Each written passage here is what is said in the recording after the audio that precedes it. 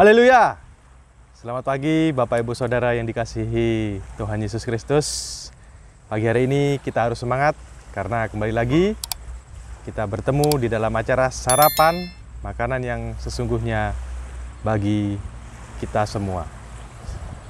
Ya, hari ini kita akan sama-sama belajar dari kisah murid Yesus yang berprofesi sebagai nelayan. Mari kita baca di Lukas 5 ayat 4 sampai 10. Saya bacakan. Setelah selesai berbicara, ia berkata kepada Simon, "Bertolaklah ke tempat yang dalam dan tebarkanlah jalamu untuk menangkap ikan." Simon menjawab, "Guru, telah sepanjang malam kami bekerja keras dan kami tidak menangkap apa-apa. Tetapi karena engkau menyuruhnya, aku akan menebarkan jala juga."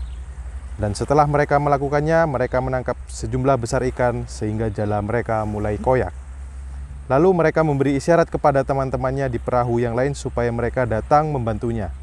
Dan mereka itu datang, lalu mereka bersama-sama mengisi kedua perahu itu dengan ikan hingga hampir tenggelam.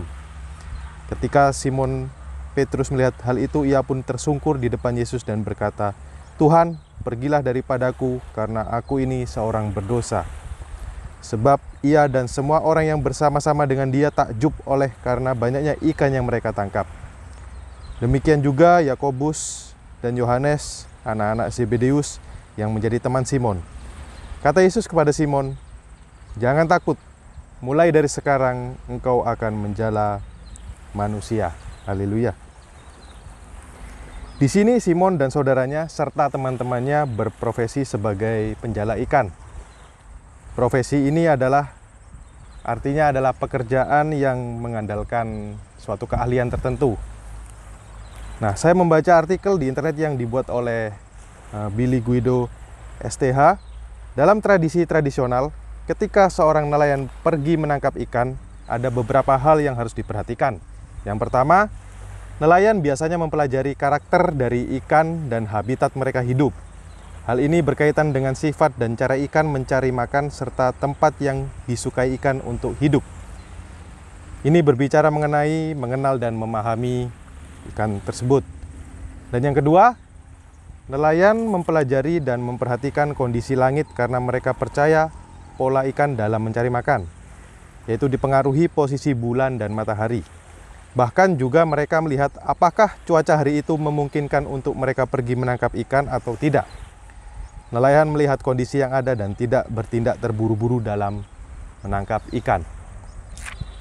Di sini kita kembali lagi pada kisah dari murid Yesus, yaitu Simon, saudaranya dan teman-temannya pasti memahami bagaimana berprofesi sebagai nelayan atau penjala ikan. Tetapi hal yang tidak diduga oleh mereka terjadi di ayat yang ke-5. Saya baca kembali.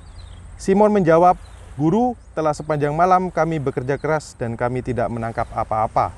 Tetapi karena engkau menyuruhnya, aku akan menebarkan jala juga." Mereka sudah bekerja sepanjang malam dan bekerja keras, tetapi tidak menangkap apa-apa. Mereka tidak menangkap ikan sama sekali. Setelah itu, Simon menuruti perintah Yesus pergi ke tempat dalam dan menebarkan jala. Kita tahu bahwa Simon adalah seorang yang berpengalaman sebagai nelayan. Dia punya ilmu yang cukup untuk bekerja sebagai nelayan, pengalaman yang cukup juga untuk bekerja sebagai nelayan. Tetapi dia mau menurunkan keegoannya atau keakuannya dan menuruti perintah Tuhan. Dan kuasa Tuhan terjadi di ayat yang ke-6. Dan setelah mereka melakukannya, mereka menangkap sejumlah besar ikan sehingga jala mereka mulai koyak.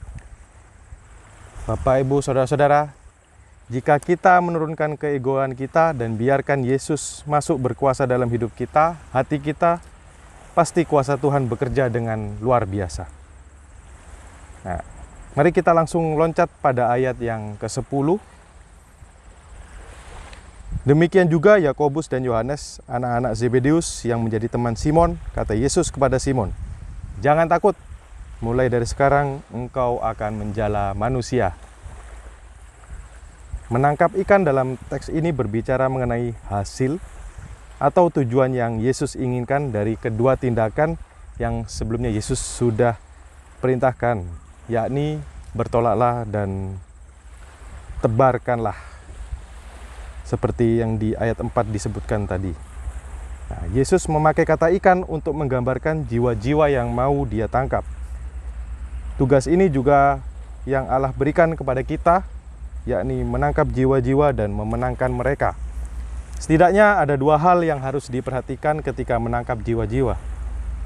Yang pertama, mengenal dan memahami mereka, hadir di tengah-tengah mereka untuk melihat keadaan dan apa yang mereka butuhkan atau kebutuhan mereka. Yang kedua, jangan menghakimi atau mengabaikan mereka hanya karena perbuatan dosa mereka.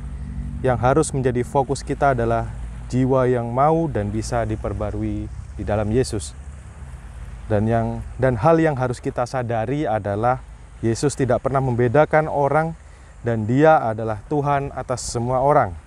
Jadi apa yang sudah Tuhan Yesus percayakan kepada kita, lakukan dan kerjakan dengan sepenuh hati.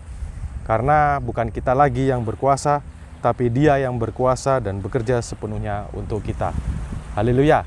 Kiranya firman Tuhan, renungan sarapan pada pagi hari ini memberi berkat buat kita semua dan memberikan kita semangat menjalani hari ini. Terima kasih, Tuhan Yesus memberkati. Haleluya.